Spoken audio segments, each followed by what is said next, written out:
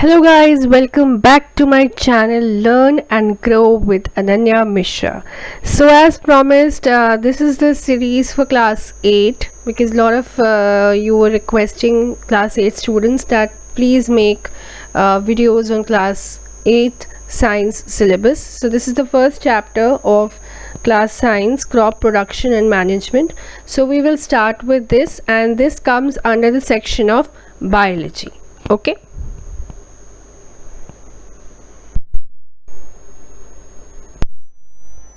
So till 10,000 BC, people were nomadic. They were wandering in groups from place to place in search of food and shelter. Okay, so they ate raw fruits and vegetables and started hunting for animals for food. Later, they started cultivating land and produced rice, wheat and other food crops, and thus was born agriculture. So what is agriculture? Basically the science that deals with growing crops and rearing animals for human use is called agriculture. Okay, so वो science जो कि crops grow करने के लिए और animals को rare करने के लिए, रेयर करना मतलब उनकी केयर करना फॉर जो उनको एनिमल हस्बेंड्री बोलते हैं, सो that is for human use is called agriculture. Okay, speaking of agriculture comes the term called crop. But before going to crop, let's see that what is the percentage of distribution of workforce across economic sectors from 2009 to 2019. So you can see that कि majority जो percentage है economic sector में, उसमें agriculture का share सबसे ज़्यादा है. जो blue आपका bar diagram है, that represent your agriculture. Yes, year wise it's declining, but still जो आपका majority share है, distribution है workforce का, उसमें agriculture का contribution सबसे ज़्यादा है. इवन जो नीति आयोग की रिपोर्ट आई थी which represents number of agriculture workers by gender in age group in millions, you can see that in the year 2019-20 male female का जो रेशियो है वो एग्रीकल्चर वर्कर के तौर पे यूथ एज ग्रुप में एंड ऑल एज ग्रुप्स में सबसे ज़्यादा है. So there is the major, our economy is majorly run by your agriculture sector, wherein lot of youth are also now getting employed, are shifting towards agriculture sector. सो अगर agriculture की हम बात करें तो एग्रीकल्चर की जो ज़्यादा शुरुआत हुई, किस तरह से उसने रैपिड पेस पकड़ा, it's because of the green revolution in India. अब ग्रीन रेवोल्यूशन क्या होता है? इट रेफर्स कि to a period of time जब एग्रीकल्चर इन इंडिया एक इंडस्ट्रियल सिस्टम में ट्रांसफॉर्म हो गया. कब ट्रांसफॉर्म हुआ? जब हमने मॉडर्न मेथड्स एंड टेक्नोलॉजी को अडेप्ट किया to yield high yielding variety of seeds, tractors और irrigation facilities, pesticides, fertilizers. ये सारी चीज़ें क्यों की गई? ताकि हम मैक्सिमम क्वांटिटी में क्रॉप्स को ग्रो कर सकें और उनकी क्वालिटी अच्छी हो. सो ये जो था, ये जो ग्रीन रेवोल्यूशन इन इंडिया था, ये पार्ट था of an larger green revolution initiative जो कि किसने स्टार्ट किया था? नॉर्मन बोरलॉग ने. और इंडिया में जो ग्रीन रेवोल्यूशन स्टार्ट हुआ था वो हुआ था 1960s के दौर में, और उसको father of Indian green revolution किसको कहते हैं? Doctor MS Swaminathan. ओके, सो उनकी लीडरशिप में ये ग्रीन रेवोल्यूशन ने पेस पकड़ा और एग्रीकल्चर सेक्टर फ्लरिश किया. नाउ एग्रीकल्चरल प्रैक्टिसेस की बात करें तो जैसे कि हमने कहा था कि हम क्रॉप्स को ग्रो करते हैं, तो बेसिकली क्रॉप क्या होते हैं? क्रॉप वो होते हैं when plants of the same kind are grown and cultivated at one place.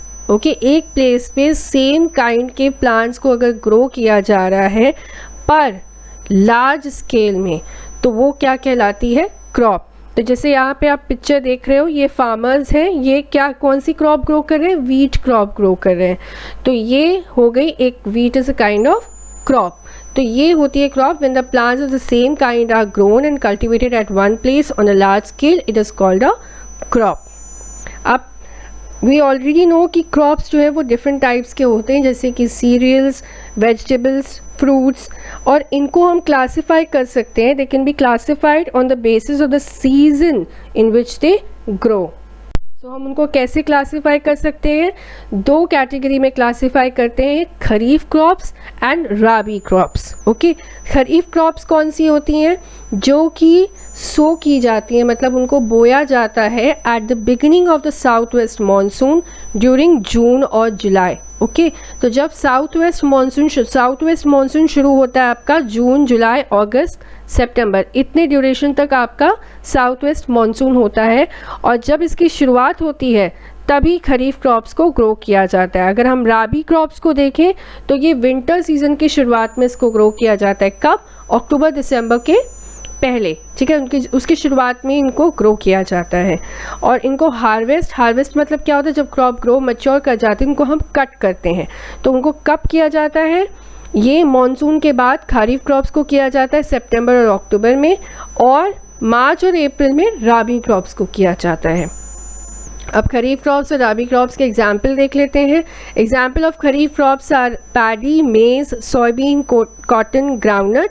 And rabi crops के एग्जाम्पल आपके हैं wheat, gram pea, mustard and linseed. Okay, so kharif crops क्या होते हैं? इनको हम मानसून क्रॉप्स ही बोलते हैं. क्यों बोलते हैं? क्योंकि हम इनको मानसून सीज़न के शुरुआत में, यानी कि जून जुलाई के पहले हम इनको सो करते हैं.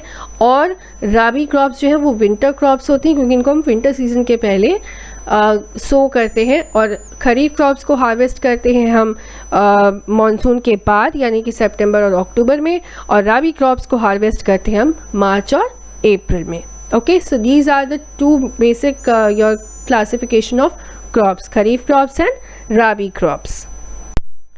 ये कुछ एग्जाम्पल है पिक्चर्स के फॉर्म में, आप इनको रिकॉग्नाइज कर सकते हो, kharif crops and rabi crops. Now अब क्रॉप की बात हमने कर ली है, तो अब हम जानते हैं मेथड्स ऑफ क्रॉप प्रोडक्शन. तो पहले आपका जो सबसे ये सीरीज़ ऑफ स्टेप्स होते हैं ये आपको याद होने चाहिए. सो प्लीज़ इनको पॉइंट वाइज ही आप मेमोराइज करने की कोशिश करें. सो पहला जो होता है, हम सॉइल को प्रिपेयर करते हैं. So preparation of soil. Second is your seed selection and sowing. Okay, पहले हमने सॉइल को तैयार किया, उसके बाद हम अच्छी वैरायटी की सीड्स को सिलेक्ट करेंगे और उनको सोइंग यानी कि उनको सो करेंगे. Then your manuring. हम सिर्फ सो करने से सॉइल में सिर्फ हमने बीज डाल दिए सॉइल में, उससे नहीं होता है. उसमें हमें एक्स्ट्रा कुछ ऐड करना होता है ताकि वो सॉइल रेप्लेनिश हो जाए विद न्यूट्रिएंट्स. तो वो होता है मैन्योरिंग. मैन्योरिंग के बाद हमें ऑब्वियसली उसमें पानी डालना होता है. So next step is your irrigation, क्योंकि वाटर नहीं डालेंगे तो प्लांट्स जो सीड्स हैं वो ग्रो नहीं करेंगे इनटू प्लांट. फिर वीडिंग क्या होता है ये हम आगे डिस्कस करेंगे. फिर protection of paste and diseases. तो जब भी कुछ ऐसा हम बड़े स्केल में ग्रो करते हैं तो हमें उससे पेस्ट्स, इंसेक्ट्स, फंजाई, रोडेंट्स सबसे बचाना होता है. तो वो कैसे करेंगे वो भी हम आगे डिस्कस करेंगे. Second last is your harvesting, threshing and winnowing. ये हमारा कटिंग और जो उसको सेपरेट करते हैं, विनोइंग, ये सारे स्टेप्स हैं, ये इसको भी हम आगे डिस्कस करेंगे. Last is your storage. Obviously जब हमारे ग्रेन्स रेडी हो गए तो उनको हमें स्टोर भी करना होता है. तो ये सीरीज़ ऑफ स्टेप होते हैं which are called your methods of crop production. So हम वन बाय वन सारे स्टेप्स को टेकअप करेंगे. So first one is your preparation of soil. So preparation of soil क्या होता है? इसमें हम सॉइल को लूजन करते हैं और उसको टर्न करते हैं. ऐसा हम क्यों करते हैं? To allow roots to breathe easily. Okay, तो लूज सॉइल में क्या होता है? बहुत सारी एयर ट्रैप होती है. ठीक है, तो इससे क्या होता है, जब आप सॉइल को ढीला छोड़ेंगे, उसमें स्पेस क्रिएट करेंगे, तभी उसमें एयर ट्रैप हो पाएगी. और जब एयर ट्रैप होगी so that is beneficial for the growth of crop. Loose soil और क्या होता है, उसका हेल्प क्या होता है कि जो रूट्स होती हैं वो penetrate deeper. Okay, why it penetrates deeper? क्योंकि आप उसे प्रोवाइड कर रहे हो एरिया टू एक्सपैंड. ठीक है, तो रूट्स उस तरह से एक्सपैंड होती हैं और पेनिट्रेट करती हैं. Number 3, it helps in the growth of microbes. अब माइक्रोब्स की ग्रोथ से क्रॉप प्रोडक्शन में क्या हेल्प होगी? ये जो ज़रूरी न्यूट्रिएंट्स हैं वो सॉइल को प्रोवाइड करती हैं. कौन? माइक्रोब्स. तो ये ज़रूरी न्यूट्रिएंट जो प्रोवाइड करती हैं, that adds in further loosening of the soil. Fourth one is your absorption of nutrients more efficiently. जब सॉइल लूज होगी तो न्यूट्रिएंट्स जो हैं वो ज़्यादा अच्छे से एब्जॉर्ब होंगे।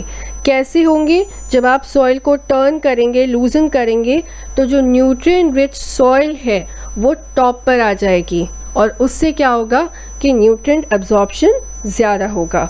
और जो लूज सॉइल होती है उसमें फर्टिलाइजर्स भी यूनिफॉर्मली मिक्स होते हैं। So first step of crop production was या preparation of the soil which involves loosening and turning it.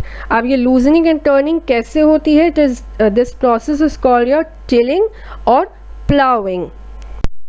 ठीक है, process of loosening and turning the soil is called tilling और प्लाउइंग। इसको हम manually भी करते हैं, ठीक है, मैनुअली, जैसा कि आप पिक्चर में देख सकते हैं, और या फिर हम एक वुडन प्लाउ भी यूज़ करते हैं, या उसको हम से बांध कर हम फार्मर्स उसे भी यूज़ करते हैं। ठीक है, so this is how the soil is your loosened and turned. और सॉइल को लेवल भी किया जाता है। अगर बड़े बड़े लम्ब्स हैं सॉइल में तो उनको लेवल करने के लिए हम लेवलर भी यूज़ करते हैं, which is like a very heavy instrument, जो उसे दबा दबा कर जो बड़े बड़े ब्लॉक्स होते हैं सॉइल को, उसको तोड़ते हैं।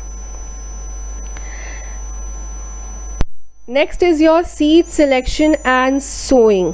ठीक है, तो हमने पहली बात की कि सॉइल को हमने प्रिपेयर कर लिया। अब हमें अच्छी वैरायटी की सीड को सिलेक्ट करना है। ये अच्छी वैरायटी की सीड की रिक्वायरमेंट क्या है कि अगर गुड क्वालिटी की सीड होंगी, हेल्दी होंगी, तो वो फ्री फ्रॉम डिजीज़ेस होंगी। ठीक है, तो कुछ क्राइटेरियाज होते हैं कि हमारी सीड्स कैसी हो, तो गुड क्वालिटी हो उनकी, हेल्दी हो, and they should be free from diseases.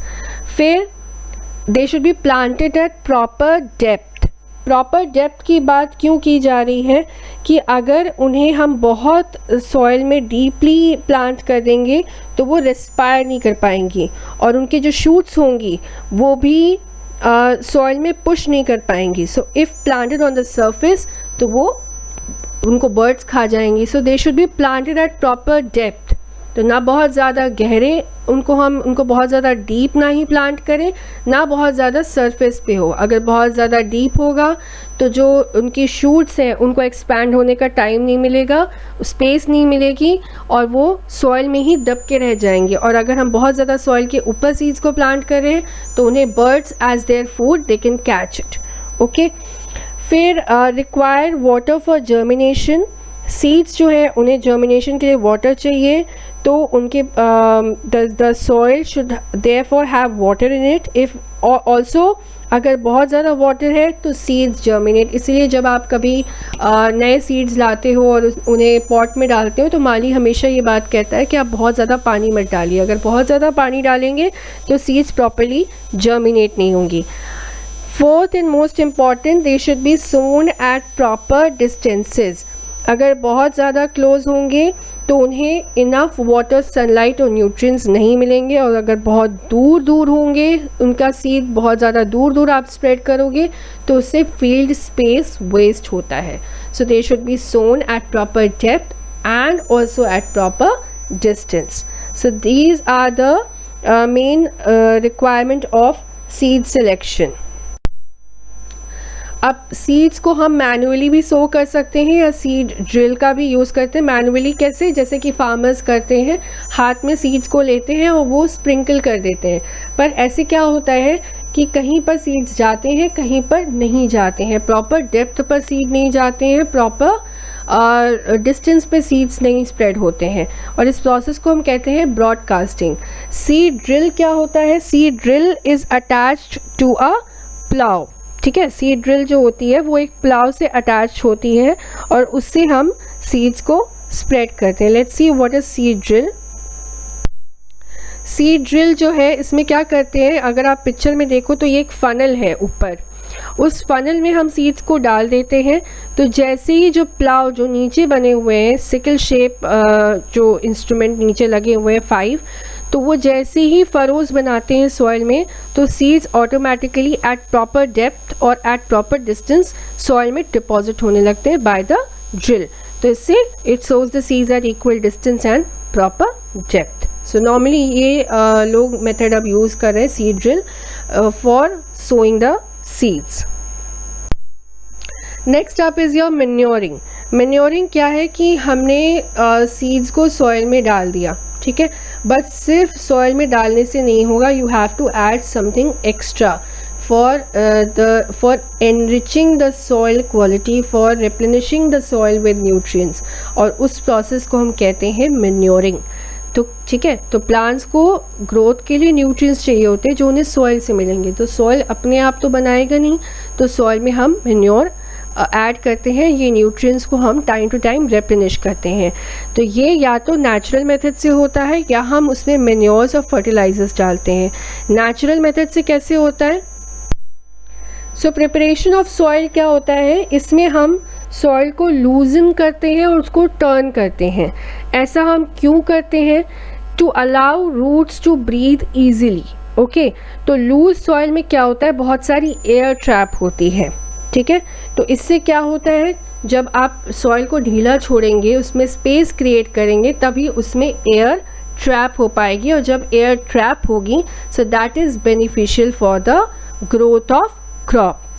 Loose soil और क्या होता है, उसका हेल्प क्या होता है कि जो रूट्स होती हैं वो penetrate deeper. Okay, why it penetrates deeper? क्योंकि आप उसे प्रोवाइड कर रहे हो एरिया टू एक्सपैंड, ठीक है, तो रूट्स उस तरह से एक्सपैंड होती हैं और पेनिट्रेट करती हैं। Number 3, it helps in the growth of microbes. अब माइक्रोब्स की ग्रोथ से क्रॉप प्रोडक्शन में क्या हेल्प होगी, ये जो ज़रूरी न्यूट्रिएंट्स हैं वो सॉइल को प्रोवाइड करती हैं। कौन? माइक्रोब्स। तो ये ज़रूरी न्यूट्रिएंट जो प्रोवाइड करती हैं, that adds in further loosening of the soil. Fourth one is absorption of nutrients more efficiently. जब सॉइल लूज होगी तो न्यूट्रिएंट्स जो हैं वो ज़्यादा अच्छे से एब्जॉर्ब होंगे। कैसे होंगे? जब आप सॉइल को टर्न करेंगे, लूजन करेंगे, तो जो न्यूट्रिएंट रिच सॉइल है वो टॉप पर आ जाएगी, और उससे क्या होगा कि न्यूट्रिएंट एब्जॉर्प्शन ज़्यादा होगा। और जो लूज सॉइल होती है उसमें फर्टिलाइजर्स भी यूनिफॉर्मली मिक्स होते हैं। So first step of crop production was या preparation of the soil which involves loosening and turning it. अब ये लूजनिंग एंड टर्निंग कैसे होती है? This process is called your tilling और प्लाउइंग।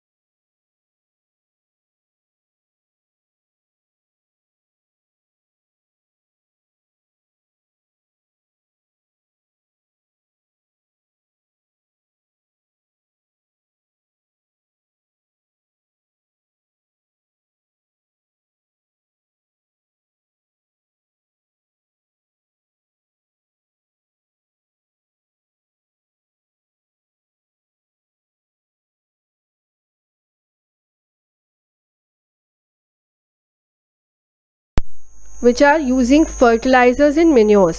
Manures क्या होते हैं? They are organic substances which are obtained from dead plants and animal wastes. ठीक है, तो जैसे कि ग्रीन मैन्योर अगर हम कहें तो ग्रीन मैन्योर जो है वो ऑब्टेन होते हैं मेड फ्रॉम क्रॉप्स जो कि स्पेसिफिकली ग्रो किए जाते हैं to be ploughed in the soil while still green, legumes, rye grass. तो ये फर्टिलिटी सॉइल की जो फर्टिलिटी होती है उसको इम्प्रूव करते हैं।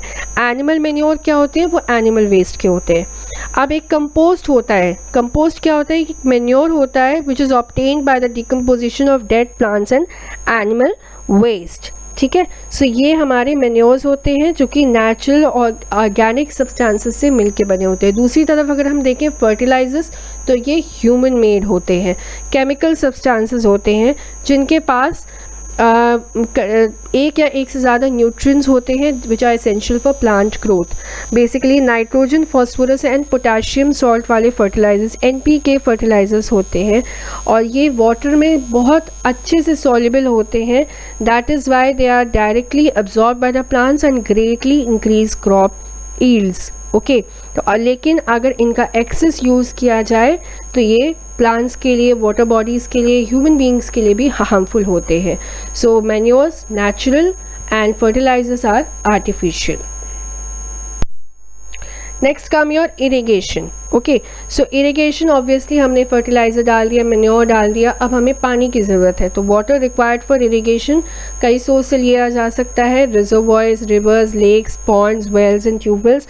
अब reservoirs, lakes, ponds and tubewell से भी लिया जाता है, जो कि जिसमें हम जानते हैं कि tubewell which is operated by using electric और डीजल पम्प्स, और उनको हम थ्रू चैनल्स फार्म्स में गाइड करते हैं वाटर को। But there are certain modern methods of irrigation जो कि वाटर को इकोनॉमिकली हमें यूटिलाइज करने में हेल्प करते हैं। क्या होता है, जब हम ट्यूबवेल्स, रिवर्स और लेक से यूज़ करते हैं, पानी प्रॉपर्ली टारगेटेड वे में प्लांट्स तक नहीं पहुंचता है और एक्सेस वाटर निकलता है जितनी कि प्लांट को रिक्वायरमेंट भी नहीं है। तो उससे वाटर वेस्टेज होता है, इलेक्ट्रिसिटी वेस्ट होती है, कई सारे वेस्टेज होते हैं। So modern methods of irrigation क्या करता है, ये वाटर को इकोनॉमिकली यूज़ करने में हेल्प करता है। इसमें दो मेथड्स होते हैं, स्प्रिंकलर सिस्टम और ड्रिप इरिगेशन। सीड ड्रिल जो है, इसमें क्या करते हैं, अगर आप पिक्चर में देखो तो ये एक फनल है ऊपर, उस फनल में हम सीड्स को डाल देते हैं। तो जैसे ही जो प्लाव जो नीचे बने हुए हैं, सिकल शेप जो इंस्ट्रूमेंट नीचे लगे हुए हैं 5, तो वो जैसे ही फरोज बनाते हैं सॉइल में, तो seeds automatically at proper depth और एट प्रॉपर डिस्टेंस सॉइल में डिपॉजिट होने लगते हैं by the drill.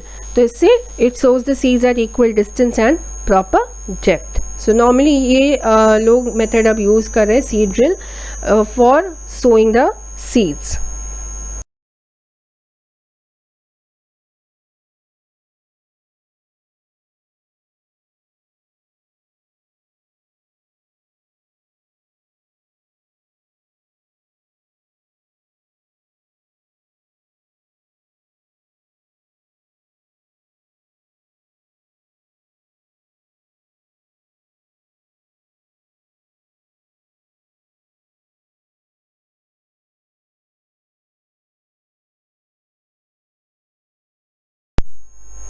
Next is your weeding. अब वीड्स क्या होते हैं, ये वो अनवांटेड प्लांट्स होते हैं जो कि क्रॉप्स के अलोंग ग्रो करते हैं। एग्जाम्पल जैसे कि एमरांथस, ठीक है, और इनको रिमूव करने का जो प्रोसेस होता है उसको हम कहते हैं वीडिंग।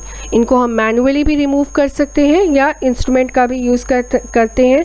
मैनुअली हम रिमूव करते हैं बाय यूजिंग हैरो, और मैनुअली हम हाथ से रिमूव करते हैं, और इंस्ट्रूमेंट अगर हम यूज़ करें तो वो है हैरो और ट्रॉबल। और केमिकल्स का भी यूज़ किया जा सकता है, जैसे कि हर्बिसाइड्स और weedicides. Example are on your screen, dalapon, metolachlor and simazine. So ये सारे वीडिसाइड्स हैं, लेकिन वीडिसाइड्स जो होते हैं वो बहुत पॉइजनस होते हैं, और इसीलिए जो ग्रेन्स होते हैं must be properly washed before being consumed, क्योंकि जो वीडिसाइड्स होते हैं वो हमारे हेल्थ को अफेक्ट करते हैं। And they should be very careful while using weedicides, and it is advised कि जब लोग इसको स्प्रे करें so they should cover their mouths and noses with cloth while spraying. Okay, so this is your weeding. तो ये weeds क्या होती है, बेसिकली जब ये क्रॉप्स के अलॉन्ग साइड ग्रो कर जाते हैं तो ये जो क्रॉप को न्यूट्रिएंट चाहिए होता है ये उनसे compete करते हैं, और उनका सारा न्यूट्रिएंट ये absorb कर लेते हैं, और इस तरह से क्रॉप्स मर जाती हैं। So this is the reason why the weeds should be removed alongside the crops. Now protection from pests and diseases. Pests वो ऑर्गेनिज्म होते हैं जो कि क्रॉप्स को अटैक करते हैं, उन्हें डैमेज करते हैं। इनको हम कंट्रोल कर सकते हैं by using pesticides. Pesticides poisonous chemicals होते हैं जो कि पेस्ट्स को किल करते हैं। ये पेस्ट और उनके एग्स, इवन लार्वा को भी किल करते हैं, बट ये प्लांट्स को ज़्यादा अफेक्ट नहीं करते, बट ऐसा नहीं है, प्लांट्स को भी अफेक्ट करते हैं। इंसेक्टिसाइड्स जैसा कि हम जानते हैं कि use to kill insects, rodenticides use to kill rodents यानी कि rats and mices, all those things. Fungicides are use to kill fungi. Now dangers क्या है पेस्टिसाइड्स के, अगर हम देखें एनवायरनमेंट, वाइल्ड लाइफ और ह्यूमन पे, तो ये सारे डेंजर्स भी हैं. इसलिए हम कहते हैं कि इसको they must be sprayed at appropriate times in the correct dosage, otherwise जो पेस्ट हैं वो भी रेजिस्टेंट हो जाते हैं इनसे. और ये यूज़फुल इंसेक्ट्स को भी किल करते हैं, जैसे कि हनी बीज हैं. और ह्यूमंस में ये इरिटेशन कॉज करते हैं, स्किन में रेस्पिरेटरी प्रॉब्लम्स होती हैं. और क्या होता है कि ये सॉइल और वाटर के साथ मिक्सअप हो जाती हैं, और ये प्लांट्स जो सॉइल और वाटर के साथ मिक्सअप होती है तो प्लांट्स इन्हें अब्जॉर्ब कर लेते हैं. और जब ये हम plants in the form of fruits and vegetables खाते हैं तो तभी ये हमें हार्म करते हैं. सो एक तरफ तो हमें ये हमारे क्रॉप्स को बचा रही है, बट कहीं ना कहीं हमारे प्लांट्स में इनका असर जा रहा है, और वही वेजिटेबल्स और फ्रूट्स जब हम खाते हैं तो हमें बीमारियाँ होती हैं, we fall ill. So it is advised कि जब आप फ्रूट्स और वेजिटेबल्स लें मार्केट से, so always they should be washed carefully before eating, as these are harmful for our health. Next is your harvesting, threshing and winnowing. अब एक बार crop mature हो गई, सो हम हार्वेस्ट करेंगे. हार्वेस्ट करना मतलब उसे कट करना और गैदर करना. इनको हम मैनुअली भी कर सकते हैं, जैसे कि सिकल का यूज़ करके, या मशीन का यूज़ करते हैं जिससे हम हार्वेस्टर करते हैं. नाउ अब जब ग्रेन कट हो गई, गैदर हो गई, उसे हम जो क्रॉप है हमारी कट हो गई, उसको हम क्या करेंगे, उसमें से जो ग्रेन होती है उसको क्रॉप से सेपरेट करेंगे, और इस प्रोसेस को हम कहते हैं threshing, which is done by thresher. Now there is a combined machine also जिसमें हार्वेस्टिंग और थ्रेशिंग साथ साथ होती है, कि जैसे जैसे कट हो रही है क्रॉप, वैसे वैसे उसमें से, उस क्रॉप में से ग्रेन भी सेपरेट होता जा रहा है. ना आफ्टर थ्रेशिंग उस ग्रेन को उस शैफ्ट में से भी सेपरेट करना होता है, and that can be done manually with the help of the wind, and is called winnowing. और विनोइंग की अब मशीन भी आ गई है, जिसमें मशीन में डालकर उसको ग्रेन को shaft basically is the waste part of that grain which is to be removed to get the final grain. So these are the various images of first one is your sickle. If you see that is for harvesting, and there is a machine also of harvester. Okay, then next up is your thresher, or you can say that's a combine where harvester और thresher दोनों का function इसमें होता है. Next if you see a lady is sieving the grain, so this is the manual method of winnowing, जहाँ पर कि जो एयर का डायरेक्शन होता है उसी डायरेक्शन में उस ग्रेन को सीव करते हैं, तो सीड्स उसमें रह जाती हैं, जिस सीव बैन में वो सीव कर रही है उसमें रह जाती है, और जो हस्क होता है वो अलग होता जाता है. ठीक है, और ग्रेन हमारा नीचे गिरता है. हस्क जो है वो एयर के साथ आगे बढ़ता है, ग्रेन नीचे डिपॉजिट होता जाता है. So this is your manual method of winnowing, and there is a machine also of winnowing. You can see very well next to this green machine. Okay, next is your storage. Now after grains are separated, they are packed in bags or bins and are stored, or the storage must be very carefully done. They should be made free of microbes, insects and rodents. उनको time to time हम chemical से spray करते रहें before storing the grains. और large scale में भी storage किया जाता है ग्रेन्स का इन सीलोज और ग्रेनरीज, और इन्हें बहुत ज़्यादा स्टॉक अप नहीं किया जाता है. इसलिए जो ग्रेन्स होती है वंस अ ईयर हार्वेस्ट किया, they need to be stored safely, कि इनको हम at least the next harvest season तक हम इन्हें यूज़ कर सकें, वो स्टोर रहें. In practice there is also buffer stock which is called extra stock, which is maintained so that grains are available in plenty even if there is a shortfall in production in a particular year. Okay, ना देर storage के time पे हमें ये भी ध्यान रखना है कि बहुत ज़्यादा मॉइस्चर ना हो जहाँ पर भी हम स्टोर कर रहे हैं. अगर मॉइस्चर होता है तो वहाँ पर माइक्रोब्स आ जाते हैं और वो ग्रेन्स को डैमेज करते हैं. So the atmosphere, the correct temperature of the storage area should be maintained for storing the grains. So these are the various steps of crop production. Hope you have understood. If you have, then please comment section में ज़रूर बताइएगा। अगर पसंद आया हो तो video like ज़रूर कीजिएगा और मेरे channel learn and grow with Ananya Mishra को सब्सक्राइब करना बिल्कुल मत भूलिएगा। और 8th क्लास के और भी वीडियोस आने वाले हैं, so please stay tuned to get more of these interesting content, and till then please do take care of yourself. Bye bye.